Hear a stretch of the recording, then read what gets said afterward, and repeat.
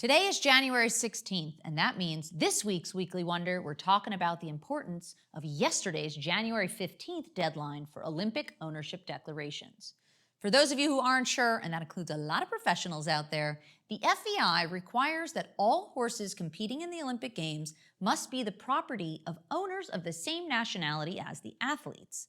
And although horses can compete throughout the year at every single other event under a different sport nationality than their rider, at the Olympics, they must be the same.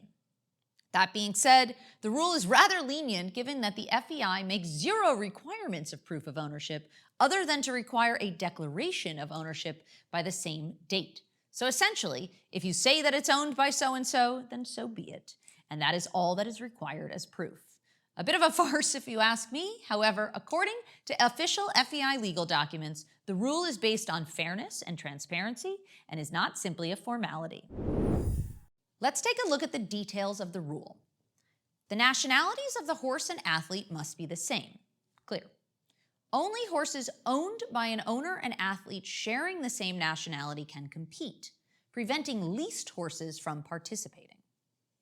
If the horse is sold between January 15th and the start of the Olympic Games to a new owner of the same nationality, eligibility of the horse will remain intact. But if it is sold to an owner of a different nationality, it won't be able to compete.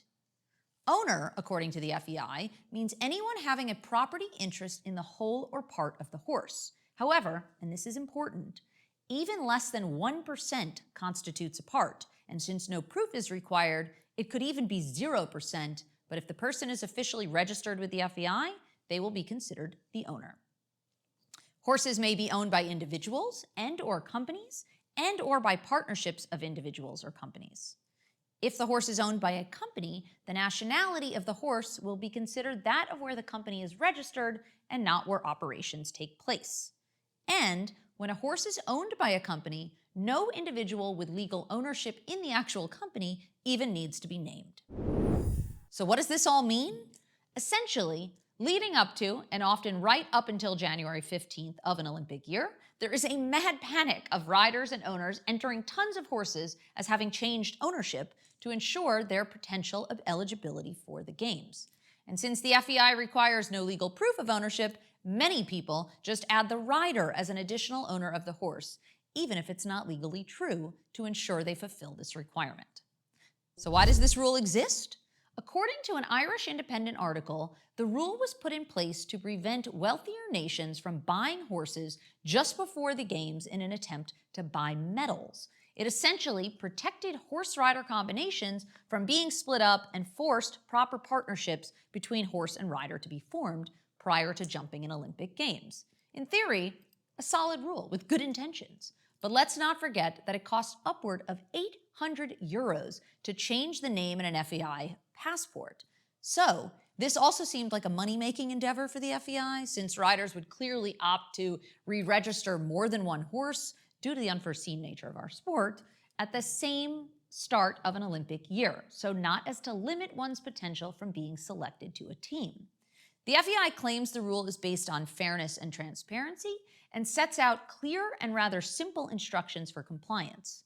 Amazingly, however, every Olympic cycle, this rule seems to catch a few people out and squash their dreams of heading to the Games.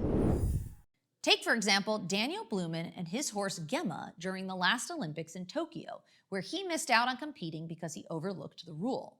Originally, owned by Blumen's own American company, he simply forgot to change the ownership nationality prior to the deadline and then claimed that his company was in fact a pseudonym and not even a real company, and therefore the only nationality of the horse could be his own.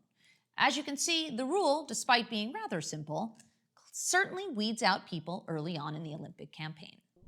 During the Rio Games, however, a similar dispute arose with Irish rider Greg Broderick and MHS Going Global, where the validity of the owning company was registered in Canada legally, but it was registered as an Irish company in the FEI system. In this case, the FEI allowed the entry because according to their rules, everything was in order despite having zero basis in reality. The FEI are steadfast in upholding the rule because they believe it ensures a level playing field amongst all competitors and helps protect horse-rider partnerships leading up to the Games. Bottom line, The rule is a precise stipulation, and tons of riders, whether they have a legitimate chance or not to go to the games, rushed to change many of their horses' ownership as of yesterday in the FEI system. And anyone who missed that deadline can count themselves out from eligibility for Paris.